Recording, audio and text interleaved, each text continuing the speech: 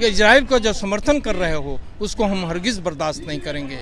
जो उत्पीड़ित जनता है फिलिस्तीन की, यहाँ की जनता, यहाँ भारत की भी जनता उस उत्पीड़ित जनता के समर्थन में। 1/10 भाग भी फिलिस्तीन का बचा हुआ नहीं है, बाकी भाग तो पहले ही उसने कब्जा कर लिया है। तो जिसका खून नहीं वो पानी है। जिंदाबाद। जो उत्पीड़क शक्तियां हैं, जो अपने लोभ, लालच, लूट के लिए उस क्षेत्र में युद्ध की कार्रवाई कर रही हैं, उनको परास्त होना पड़ेगा। क्योंकि युद्ध होने से आम जनता का नुकसान हो रहा है, बेकसूर लोग मारे जा रहे हैं। पहला बात है कि युद्ध तुरंत बंद होनी चाहिए। नमस्कार, आप देख रहे हैं विमर्श न्यूज़। मैं हूं आकाश आपके साथ। एप्सो और एआईएसएफ के लोग पैदल मार्च निकाल रहे हैं, जो कि पटना जीपीओ गोलंबर से शुरू होकर बुद्धा स्मृति पार्क पर आकर थमा है। और यहाँ पे लोग चर्चा कर रहे हैं। किस लिए जुटे हैं ये जानते हैं आप सर? यहाँ किस लिए जुटे हैं? हम लोग फिलिस्तीन की जो उत्पीड़ित जनता है, आज जो लगभग 1 साल हो गया, 1 वर्ष से इजराइल और फिलिस्तीन के बीच जो युद्ध चल रहा है, उसमें फिलिस्तीन के समर्थन में हम लोग आज पूरी दुनिया में निकाला जा रहा है। आज समर्थन जुलूस, आज इस देश में भी निकाला जा रहा है शांति जुलूस। हम लोग फिलिस्तीन की जनता के समर्थन में आज पटना में जुटे हुए हैं, यहाँ बुद्ध स्मृति पार्क में। जैसा अमेरिका और इजराइल का सपोर्ट कर रहा है, इस पर आप क्या कहेंगे? इजराइल को बनाया ही अमेरिका ने, तो सपोर्ट नहीं कर रहा है। जिस युद्ध की आप बात कर रहे हैं, ये अमेरिका सीधे तौर पर इजराइल को मोहरा बना करके वो सीधी लड़ाई लड़ रहा है।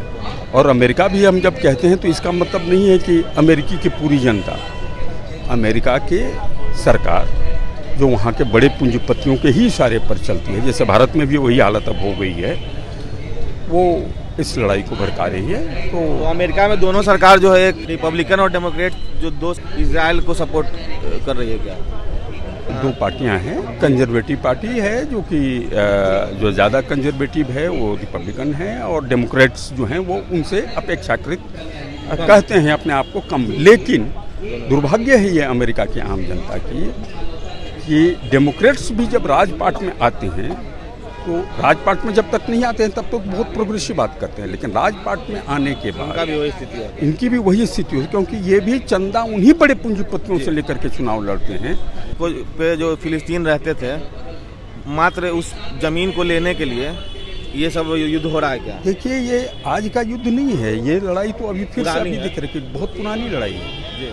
और पूरी दुनिया में जहाँ पर तेल और गैस की संभावना है, पूरे अरब वर्ल्ड से लेकर के यहाँ पर अफगानिस्तान का भी जो युद्ध चल रहा था, वो भी उसके पीछे गैस था।